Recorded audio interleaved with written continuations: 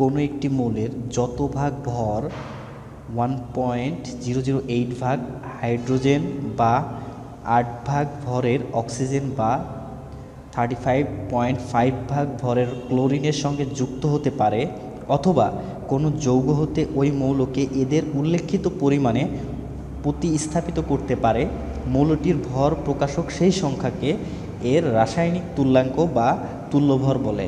কার? মৌলের। তার মানে আমরা বলতে পারি অর্থাৎ মৌলের তুল্যভর, মৌলের তুল্যভর ইকুয়াল টু কি হচ্ছে? মৌলের ভর ইন্টু 1.008। এটা কি? এটা হচ্ছে হাইড্রোজেনের ভর, ঠিক আছে, ডিভাইডেড বাই কি হবে? মৌলের সঙ্গে যুক্ত, ঠিক আছে, মৌলের সঙ্গে যুক্ত বা এটি দ্বারা প্রতিস্থাপিত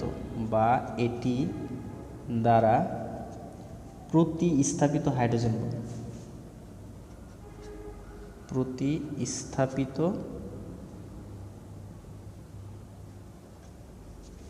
হাইড্রোজেন ভর, ঠিক আছে।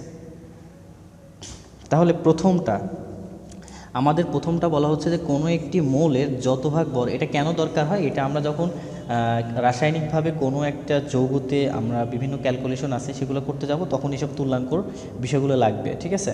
তো সুতরাং আমরা এই তুল্যভরটাকে একটু জেনে নিই যে কোনো একটি মৌলের যত ভাগ ভর 1.008 ভাগ হাইড্রোজেন, ঠিক আছে, 8 ভাগ হাইড্রোজেন। তার মানে এটা হচ্ছে কি? এটা হচ্ছে আমরা হাইড্রোজেনের ক্ষেত্রে দেখালাম, হাইড্রোজেন। এরপরে যখন হচ্ছে অক্সিজেনের ক্ষেত্রে দেখাবো, তো সেই ক্ষেত্রে কি হবে? মৌলের তুল্যভর ইকুয়াল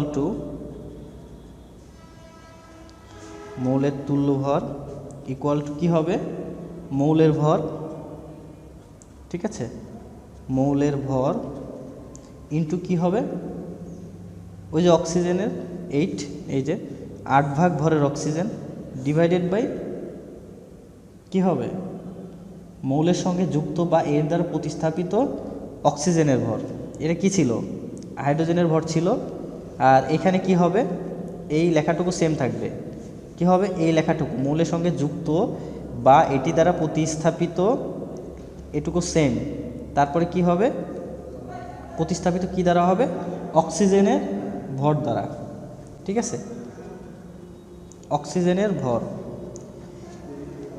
এরপরে পরেরটুকু কি আছে? ক্লোরিন। সুতরাং মৌলের, দেখো এটা সংজ্ঞাটা কিভাবে আমরা লিখতেছি? 3টা ক্ষেত্রে। ভর ইকুয়াল টু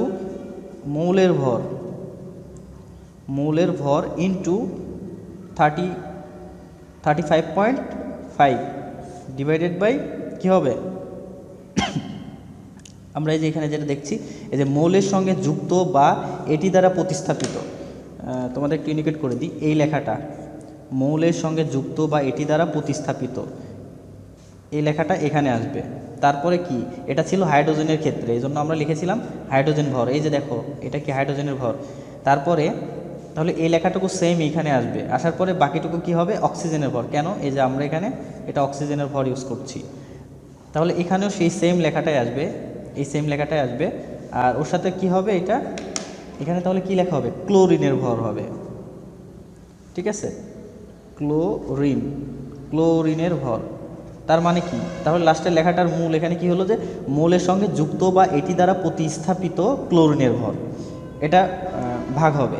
সুতরাং আমরা এখানে যে বিষয়টা দেখতে পাচ্ছি সেটা হচ্ছে যে মৌলের তুল্যভর বলতে বোঝানো হচ্ছে যে একটা মৌল, সেই মৌলকে হাইড্রোজেন অথবা অক্সিজেন অথবা ক্লোরিন এটার সাথে গুণ করার পরে যদি আমরা ওই মৌলের সঙ্গে যুক্ত বা এটি দ্বারা প্রতিস্থাপিত হাইড্রোজেন বা অক্সিজেন বা ক্লোরিন যে কোনো কিছু দ্বারা প্রতিস্থাপিত করতে পারি, তাহলে এইগুলাকে প্রকাশ করার জন্য বা এটার যে রেশিওটা আসে, এটাকে ভাগ করার পরে যে ভরটা আসে, সেইটাকে বলা হচ্ছে মৌলের তুল্যভর, ঠিক আছে। এবং এটা কয় ক্ষেত্রে বর্ণনা করলাম? অক্সিজেন, প্রথমে হাইড্রোজেন কত ছিল?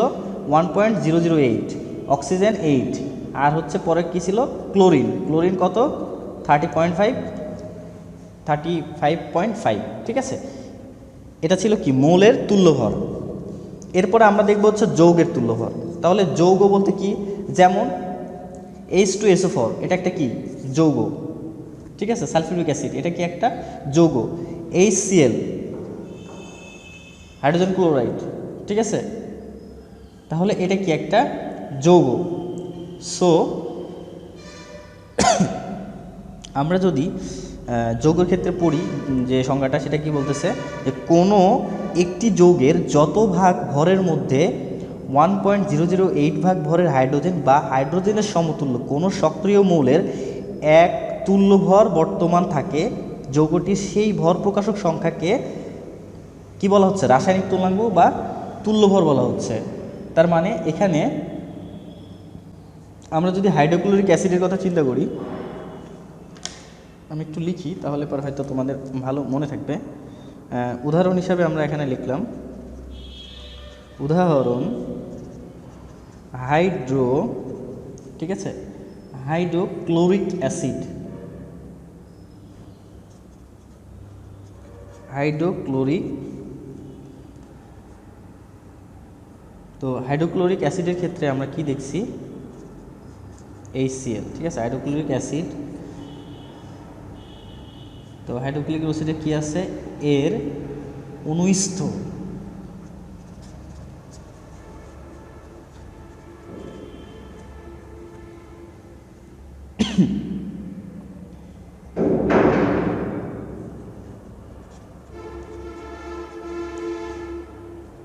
তাহলে দেখো তো হাইড্রোজেনের কত 008, আর ক্লোরিনের ক্ষেত্রে হাইড্রোজেনের ভর কত 1.008, আর ক্লোরিনের কত 30.5 পয়েন্ট, তাহলে 30.5 পয়েন্ট, ঠিক আছে। তো এটাকে 0.5 হিসাবে লেখা যায়, আবার এটাকে একটু ভেঙে চুরেও লেখা যায়। সো এক্ষেত্রে কি আসতেছে বলো তো। আচ্ছা, আমরা একটা কাজ করতে পারি, সেটা হচ্ছে যে এখানে পুরো সংখ্যাটা লিখতে পারি, তাহলে পর আমাদের এটার বোঝার জন্য আরও ভালো হবে। তাহলে এখানে আসতেছে 4, হ্যাঁ 453, ওইভাবে লিখলেও চলবে, সমস্যা নাই, 453। তো এইটাই আমরা যদি এখন তাহলে 35.453 এটাকে যদি অ্যাড করি মানে যোগ করি, তাহলে কি হচ্ছে 36.461, ঠিক আছে, ভাগ ভরের মধ্যে, আচ্ছা লেখা কালি শেষ হয়ে গেছে, ভরের মধ্যে 1.008 ভাগ ভরের হাইড্রোজেন যুক্ত আছে।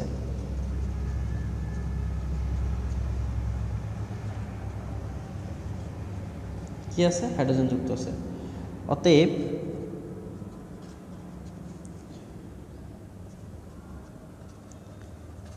HCl এর তুল্য ভর কি হবে, এই যে এটা, ঠিক আছে, 36 পয়েন্ট কি হবে 461। তাহলে আমরা এখানে যৌগের ক্ষেত্রে কি দেখলাম যে কোনো একটি যৌগের যত ভাগ ভরের মধ্যে, ঠিক আছে, 1.008 ভাগ ভরের হাইড্রোজেন আছে বা হাইড্রোজেন সমতুল্য কোনো সক্রিয় মৌলের এক তুল্য ভর বর্তমান থাকে, মানে থাকে এখানে সেই যৌগটাতে, সে যৌগর প্রকাশকটাই হচ্ছে সেই যৌগের তুল্যাঙ্ক, ঠিক আছে।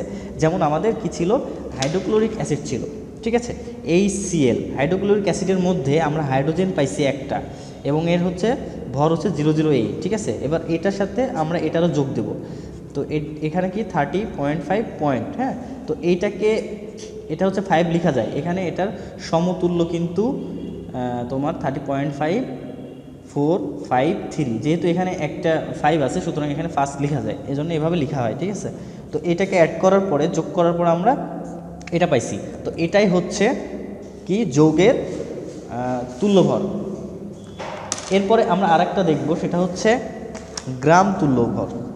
তো গ্রাম তুল্যভর কি জিনিস, কোনো যৌগিক বা মৌলিক পদার্থের তুল্যভর যত হবে ওই পদার্থের তত গ্রাম পরিমাণকে এর 1 গ্রাম তুল্যভর বা 1 গ্রাম তুল্যাঙ্ক বলে। তার মানে কি, যেমন হচ্ছে উদাহরণ হিসাবে আমরা এখন দেখব। উদাহরণ হিসাবে 1 নাম্বার আমরা যদি বলি যে হাইড্রোজেনের তুল্যভর হচ্ছে কত, হাইড্রোজেনের তুল্যভর 1.008, ঠিক আছে। তাহলে কি হবে, সুতরাং হাইড্রোজেনের গ্রাম তুল্যভর হবে, সুতরাং হাইড্রোজেনের গ্রাম তুল্যভর হবে কত, গ্রাম তুল্যভর হবে কি হবে 1.008 গ্রাম, ঠিক আছে। এত গ্রাম হাইড্রোজেন, এত গ্রাম হাইড্রোজেন, ঠিক আছে, এত গ্রাম হাইড্রোজেন। আবার দ্বিতীয় নাম্বার যদি উদাহরণ দিই, সোডিয়াম কার্বনেট Na2CO3, ঠিক আছে, Na2CO3 সোডিয়াম কি কার্বনেট, সোডিয়াম কার্বনেট। তো এক্ষেত্রে এর তুল্যভর হচ্ছে 53 আসে। এর তুল্যভর কত, তুল্যভর হচ্ছে 53। সুতরাং এর 1 গ্রাম তুল্যভর কত হবে 53 গ্রাম। তার মানে বোঝা গেল যে যার এটা তুল্যভর হচ্ছে সেইটাই হচ্ছে গ্রামে প্রকাশ করাটাই হচ্ছে গ্রাম তুল্যভর, কাহিনী শেষ। তাহলে আমরা কি বুঝলাম এখানে, গ্রাম তুল্যভরের ক্ষেত্রে বলা হচ্ছে যে কোনো যৌগিক বা মৌলিক পদার্থের তুল্যভর যত হবে ওই পদার্থের গ্রাম পরিমাণ কি, ওই পদার্থের গ্রাম পরিমাণের 1 গ্রাম তুল্যভর বা 1 গ্রাম তুল্যাঙ্ক বলে, বা ওইটার হবে, ঠিক আছে। তার মানে হাইড্রোজেনের ক্ষেত্রে আমরা দেখলাম যে 1.008, তার মানে এটা হচ্ছে ছিল কি তুল্যভর, সুতরাং এর হচ্ছে 1 গ্রাম তুল্যভর কত 1.008। সোডিয়াম কার্বনেটের ক্ষেত্রে পাইছি 53, তাহলে কি হলো, এটা গ্রামে প্রকাশ করে দিলাম, বা শেষ, এটা কি হয়ে গেল গ্রাম তুল্যভর হয়ে গেল। তাহলে আমরা এখানে তুল্যভরের বিষয়টা তিনটা দেখলাম। এক হচ্ছে মোলের তুল্যভর, ঠিক আছে, এটা ছিল কি, এক হচ্ছে মোলের তুল্যভর, হাইড্রোজেন, অক্সিজেন আর হচ্ছে ক্লোরিনের ক্ষেত্রে এই তিনটা দিয়ে দিলে আর এই বর্ণনাটা দিয়ে দিলে হয়ে যাবে, ঠিক আছে। 2 যেটা দেখলাম সেটা হচ্ছে যৌগের তুল্যভর। যৌগের তুল্যভর কোনো একটা যৌগ নিয়ে আমরা ওই যৌগের হচ্ছে আণবিক ভর বের করার পরে এটাকে আমরা বলতে পারি ওইটার তুল্যভর কীভাবে বের করলাম, ঠিক আছে। এরপরে আমরা আরেকটা কি দেখলাম, সেটা 3 নম্বরটা দেখলাম হচ্ছে গ্রাম তুল্যভর, ঠিক আছে। আমরা যে তুল্যভর পাচ্ছি ওই তুল্যভরটাই হচ্ছে গ্রামে প্রকাশ করলে সেটাই হচ্ছে তোমার মৌলিক বা যৌগিক যে কোনো পদার্থের গ্রাম তুল্যভর হয়ে যাবে। ওকে, এবার আসি আণবিক ভরে। তো আণবিক ভরটা কি, যে কোনো একটা অণুর, ঠিক আছে, পরমাণু সমূহের ভরের সমষ্টি। যেমন হাইড্রোজেন ক্লোরাইড, এক্ষেত্রে কী হবে, হাইড্রোজেনের হচ্ছে 1.008 আর হচ্ছে ওই যে ক্লোরিনের যেটা আমরা পেলাম যে 3.453, তার মানে এই যে এটা বের হলো না, এই যে এটা হচ্ছে HCl এর কি আণবিক ভর, টোটাল ভর আর কি, মৌলসমূহের পরমাণু সমূহের সমষ্টি, মানে হাইড্রোজেন একটা ক্লোরিন একটা, এই দুইটার সমষ্টি, ঠিক আছে। এই দুইটার যোগ করার পরে যেটা হচ্ছে সেটাই হচ্ছে এটার আণবিক ভর। ওকে, তাহলে এই আণবিক ভরের কয়েকটা সংজ্ঞা আছে, যেমন এটা হচ্ছে হাইড্রোজেন স্কেলের ডালটনীয় সংজ্ঞা, আর একটা হচ্ছে কার্বন স্কেলে আণবিক ভরের সংজ্ঞা। তো ডালটনের ক্ষেত্রে কি বলা হচ্ছে, ডালটন স্কেলের যে কোনো, আমরা ভালো করে দেখি, কোনো পদার্থের আণবিক ভর,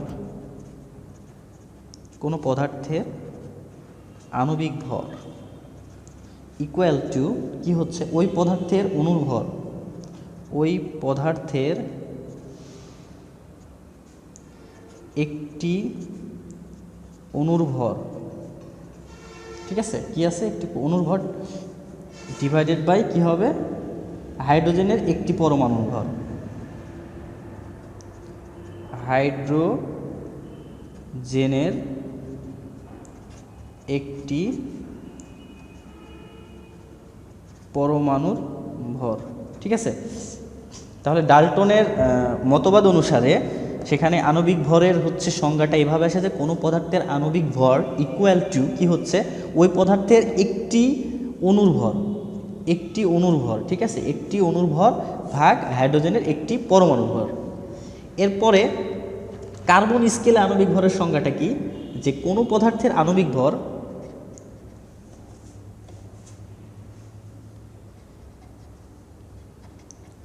কোনো পদার্থের আণবিক ভর ইকুয়াল টু ওই পদার্থের একটি অণুর ভর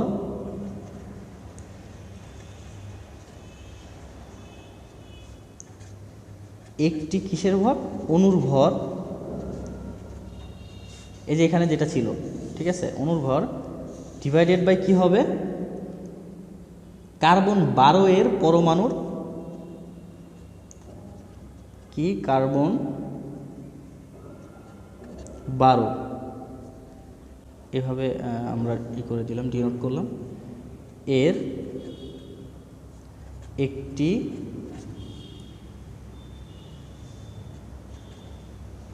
পরমাণুর ভরের 1/12, মানে কার্বনের কি 1/12 এর ভর। তাহলে আমরা তাহলে কি পেলাম, যে একটা হচ্ছে আণবিক ভর বের করার জন্য একটা হচ্ছে হাইড্রোজেন স্কেলে ডাল্টনীয় মতবাদ, আর একটা হচ্ছে কার্বন স্কেলে আণবিক ভরের মতবাদটা বা সংজ্ঞাটা, ঠিক আছে। সেক্ষেত্রে কি ডাল্টনীয় সংজ্ঞাতে কি ছিল, ওই পদার্থের একটি, কোনো পদার্থের আণবিক ভর ইকুয়াল টু ওই পদার্থের একটি অণুর ভর ডিভাইডেড বাই হাইড্রোজেনের একটি পরমাণুর ভর।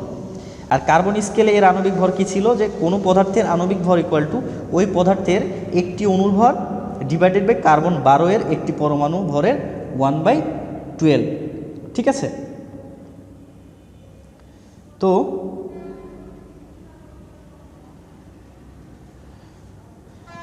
আমরা যদি হাইড্রোজেনের কথা চিন্তা করি, যে হাইড্রোজেন কি H2, সুতরাং কার্বন স্কেলে এটা কি হবে, কার্বন স্কেলে হচ্ছে যেহেতু হাইড্রোজেন 1.008 ইন্টু এখানে দুইটা পরমাণু, সুতরাং এখানে কি হবে, এখানে হবে হচ্ছে 2.016, ঠিক আছে।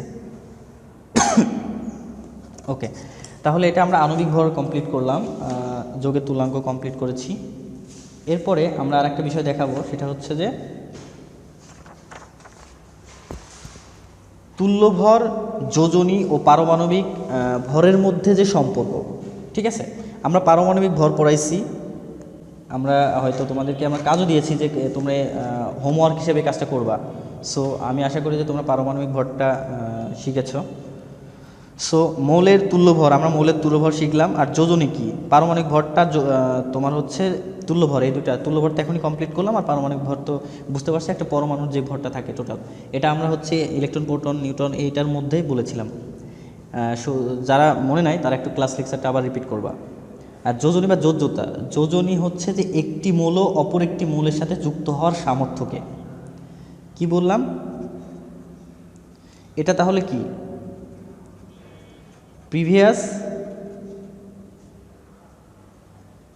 প্রিভিয়াস লেকচারে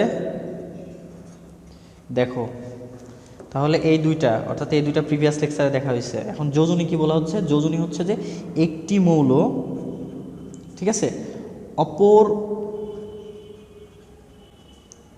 একটি মৌলের সাথে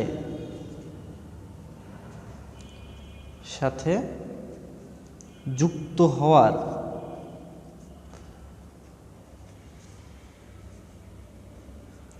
সামর্থ্যকে বোঝায়।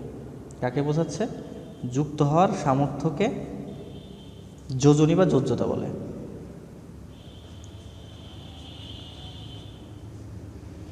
যোজনী বা যোজ্যতা বলে, ঠিক আছে, যোজনী বা যোজ্যতা বলে। এখন কথা হচ্ছে তাহলে যোজনীটা কি, যে যেমন আমরা যদি তোমাকে একটা উদাহরণ হিসাবে বলি, যেমন হাইড্রোজেন ক্লোরাইড, ঠিক আছে, এখানে কি হয়েছে বলো তো, হাইড্রোজেনেরও এক যোজনী, ক্লোরিনেরও এক যোজনী, যার জন্য এখানে আর এখানে এর যোজনী এর কাছে আসছে, এর যোজনী এর কাছে আসছে, কিন্তু এখানে লেখা হয়নি, কারণ মান না লিখলেও চলে, ঠিক আছে।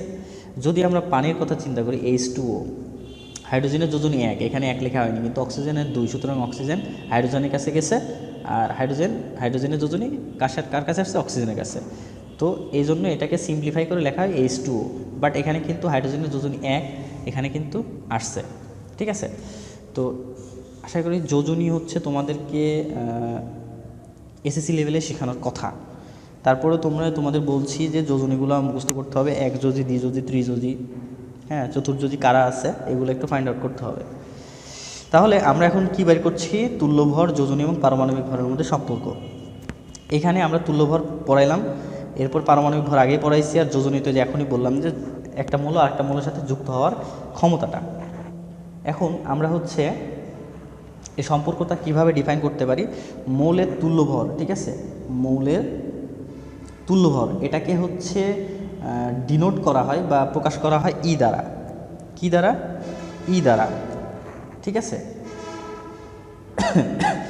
এরপরে তোমার হচ্ছে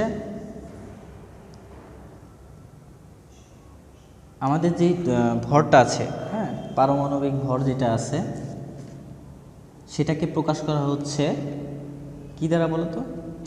এ দ্বারা। আর যোজনীকে প্রকাশ করা হচ্ছে ভি দ্বারা। তাহলে যোজনীকে প্রকাশ করা হচ্ছে কি দ্বারা?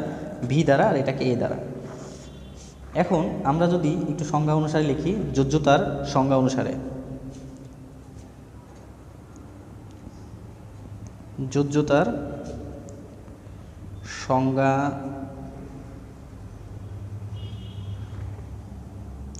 সংজ্ঞানুসারে, ঠিক আছে, যোজ্যতার সংজ্ঞানুসারে।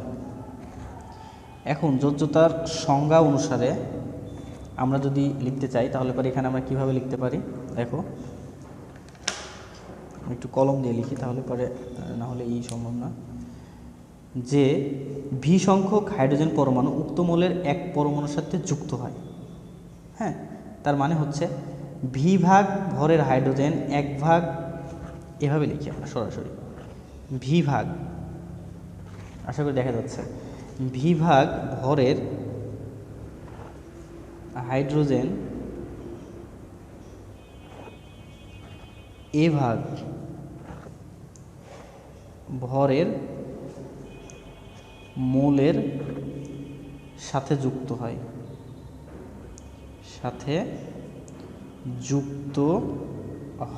ঠিক আছে। আশা করি বোঝা যাচ্ছে যে ভি ভাগ ভরের হাইড্রোজেন এ ভাগ ভরের মৌলের সাথে যুক্ত হয়। আমরা তো যোজ্যতার অনুসারে দেখছি একটা মৌল অপর মৌলের সাথে কি যুক্ত হওয়ার ক্ষমতাটাই হচ্ছে তার যোজ্যতা। সুতরাং যোজ্যতার সংজ্ঞা অনুসারে আমরা বলছি যে ভি ভাগ ভরের হাইড্রোজেন এ ভাগ ভরের কি মৌলের সাথে যুক্ত হয়। তাহলে অতএব 1 ভাগ ভরের হাইড্রোজেন এ বাই ভি ভাগ ভরের মৌলের সাথে যুক্ত হয়, ঠিক আছে। আবার তুল্য ভরের সংখ্যা অনুসারে, আবার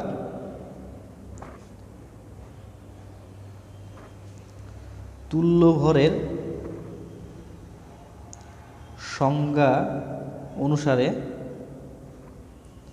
মৌলটির তুল্যভর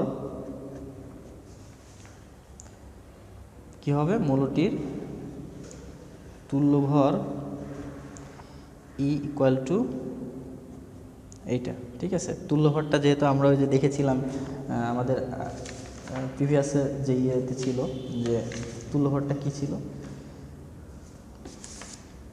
যে মৌলের ভর ডিভাইডেড বাই ওই মৌলের সাথে যুক্ত হওয়ার কি বা প্রতিস্থাপিত হওয়ার জন্য যে হাইড্রোজেন, অক্সিজেন বা ক্লোরিনের যেই ভরটা, ঠিক আছে। তাহলে এখানে ই বাই এটা আসতেছে, অতএব এ মানে কি? পারমাণবিক ভর ইকুয়াল টু, এখানে এভাবে না লিখে আমরা এভাবে লিখতে পারি, equal to A equal to কি হচ্ছে? ই ইন্টু ভি। তার মানে অতএব লাস্টে আমাদের যেটা দাঁড়াচ্ছে সেটা হচ্ছে কি, আমাদের এই রিলেশনটা হচ্ছে পারমাণবিক ভর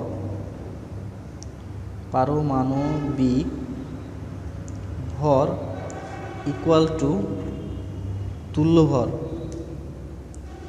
আমরা ই দ্বারা কি প্রকাশ করেছি? তুল্য ভর। ঠিক আছে, তাহলে সংজ্ঞা দিয়ে এখানে প্রত্যেকটা কিন্তু সংজ্ঞা দিতে হবে। সংজ্ঞা দেওয়ার পরে এভাবে সংজ্ঞা অনুসারে এটা লিখবা, পরে আবার কি তুল্য ভরের সংজ্ঞা অনুসারে লিখবা। লেখার পরে আমরা এখানে এটা পাওয়ার পরে কি সম্পর্কটা, পারমাণবিক ভর ইকুয়াল টু কি তুল্য ভর ইন্টু এটা কি যোজ্যতা।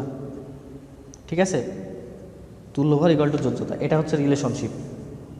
তাহলে পর এটা হচ্ছে তুল্য ভর, যোজনী এবং পারমাণবিক ভরের মধ্যে যে সম্পর্ক এটা হচ্ছে, সেটা হলো ডিনোট করা হয়। ঠিক আছে, এরপরে লাস্ট আরেকটা জিনিস বোঝাবো, সেটা হচ্ছে অ্যাভোগাড্রোর সংখ্যা।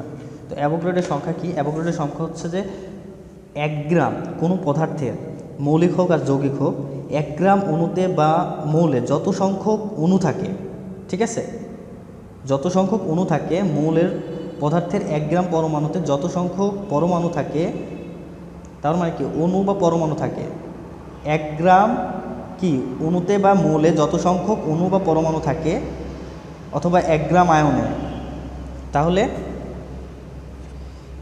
1 গ্রাম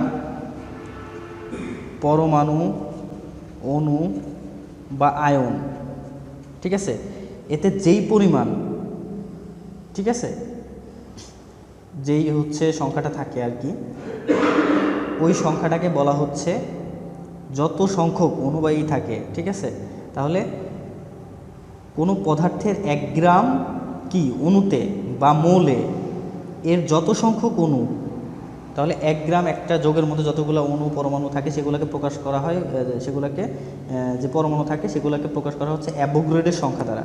তো অ্যাভোগাড্রোর সংখ্যা দ্বারা এন দ্বারা প্রকাশ করা হয়ে থাকে, এবং এন ইকুয়াল টু হচ্ছে 6.023 ইন্টু 10⁻23। ঠিক আছে, তো আমরা উদাহরণ হিসাবে দেখি। উদাহরণ যেমন হচ্ছে 1 নাম্বার, অক্সিজেনের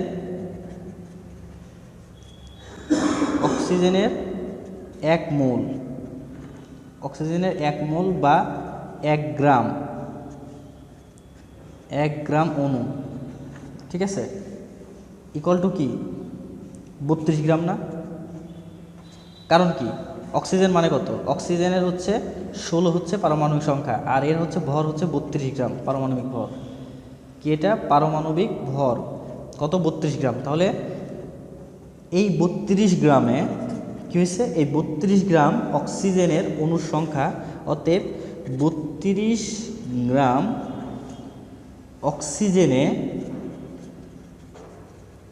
অক্সিজেনে অণুর সংখ্যা কি হবে বলো তো?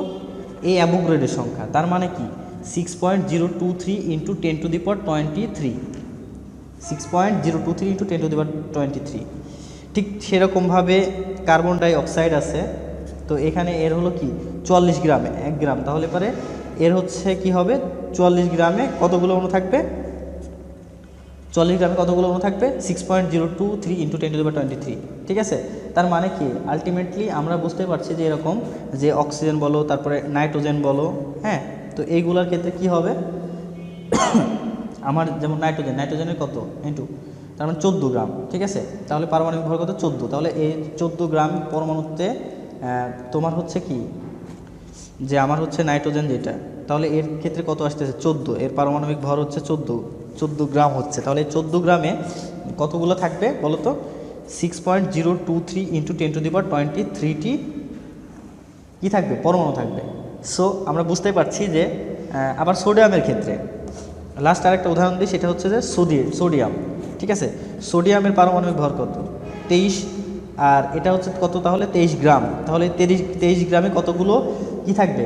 পরমাণু থাকবে 6.023 ইন্টু 10⁻23টি পরমাণু কি থাকবে? 23টি পরমাণু থাকবে।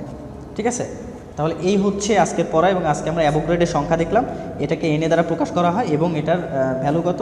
6.023 ইন্টু 10⁻23, যেটা কি করছে মানে যে কোনো মৌলের বা হচ্ছে কি তোমার মৌলকে যখন আমরা গ্রামে প্রকাশ করছি, সেখানে যতগুলো থাকতেছে পারমাণবিক ভর অনুসারে, সেখানে যতগুলো অণু বা পরমাণু সংখ্যা থাকতেছে সেটা হচ্ছে 6.023 ইন্টু 10⁻23। সো আই হোপ তোমরা সবাই বুঝতে পেরেছো। না বুঝতে পারলে ভালোভাবে পড়তে হবে। আর যদি কোনো প্রবলেম থাকে অবশ্যই জানাতে হবে। তো পরবর্তী ক্লাস দেখার আমন্ত্রণ থাকলো। সবাই ভালো থেকো। আল্লাহ হাফেজ।